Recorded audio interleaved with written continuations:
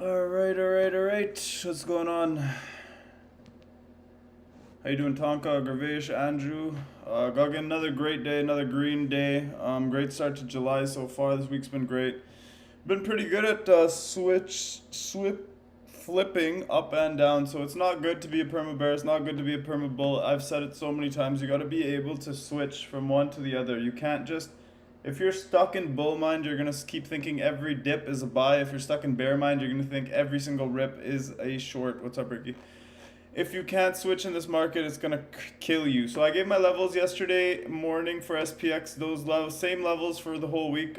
Basically we had 3700, 3740, 3800, 3830 was the pivot, and then 3840. What do we have? 3865, 3870 area up here.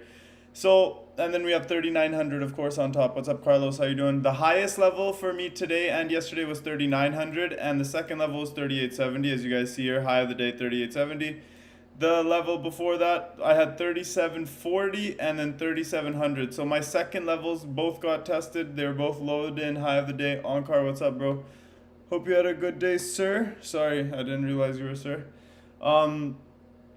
Other than that, I mean, we've been up, down, up, down. We've been playing it pretty well so far. This is a bullish close. The only thing that kept me from holding a lot of bullish positions overnight is what happened at previous FOMCs. What's up, Andrew? Previous FOMCs, we always get a rip, guys. I have the exact same play on FOMC day every single time. If you don't know it by now, I always take SPY or SPX calls 5 to 10 minutes before 2 p.m.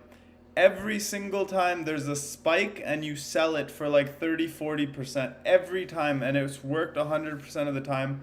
So don't give me that nonsense like I didn't know. I called it out so many times. I'm not fast enough to take the trade that's gonna last like 30 seconds and type it out as well. I tell you beforehand what I'm taking. I tell you what contracts to put on your watch list. The rest you can do by yourself. You don't need your hands held through that. But again, we took it right at 2 p.m. right about here. If you zoom out on the chart, look at this. This was 2 p.m. at 14. Everyone was complaining, nothing happening. I sat in the chat for 15 minutes. All I said was, rip now, stop wasting my time. Rip now, stop wasting my time. I knew it was going to rip. It rips every single freaking time.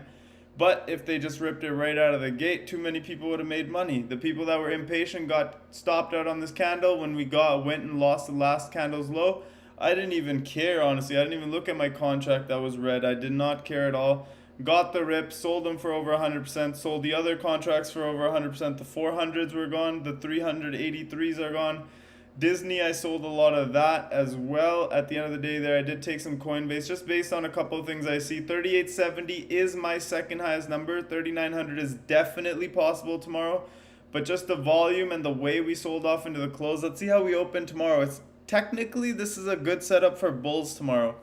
If we hold this 3830 now overnight, between 3830 and 3870, that just cools off all the RSIs, cools off all the indicators, and we can continue up tomorrow. But again, in previous FOMCs, I've always played these calls. The next day is always a downtrend, and those are some of my best days. So tomorrow, if we get that same downtrend, I'm not going to want to be holding calls and wasting my time. I'm going to go straight into the downtrend. I'm going to hit all the puts in the world, and I'm going to have a great day again. Bonds did flash a warning sign today. There was a big red day on bonds here. We hit the 50-day moving average, as you guys see here.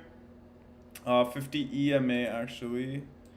Yes, 21 EMA. I don't know where the Bollinger Bands are coming from, but okay, whatever you want to do.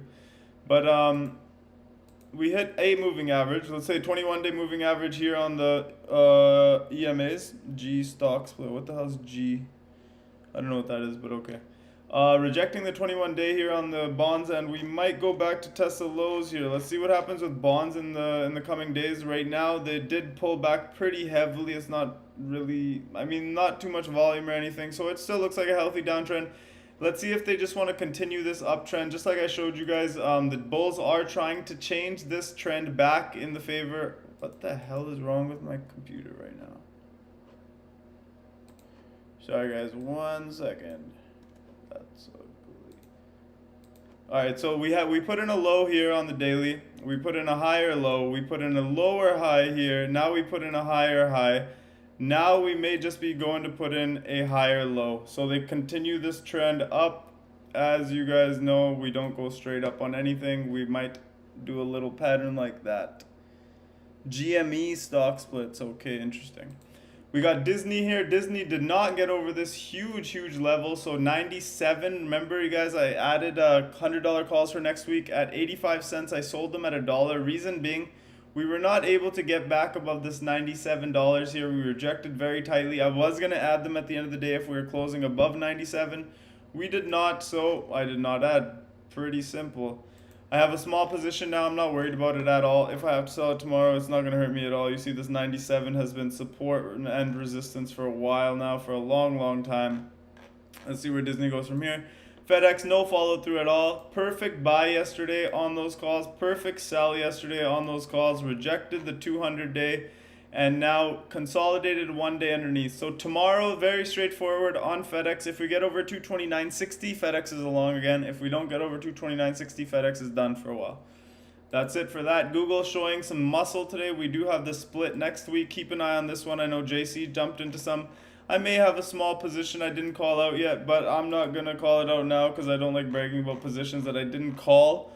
Because there's no real point. And here's Google right here.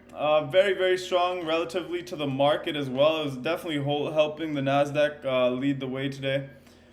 And let's go into AMD here, 74, big level. I told you guys there's one thing that I have learned in trading. When you lose a big level and immediately reverse back above it, that's usually a long. So AMD here, lost 74. Next day, close above 74. I think AMD can go on a run to 82 to 84 right now, at least for AMD. Tesla is one that's giving me a little bit of worry. The reason being is that same 700 level. I went over it on post market yesterday, guys. Look at the size of that purple line there. That's how big of a level it is for me. 700 is a huge level. If we do not get through there soon, it has a high chance of coming down a lot more. And as you guys know, a loss of 666 takes us down to 620, takes us down to 540, and if it really gets ugly, we're going all the way down to that number there, 463.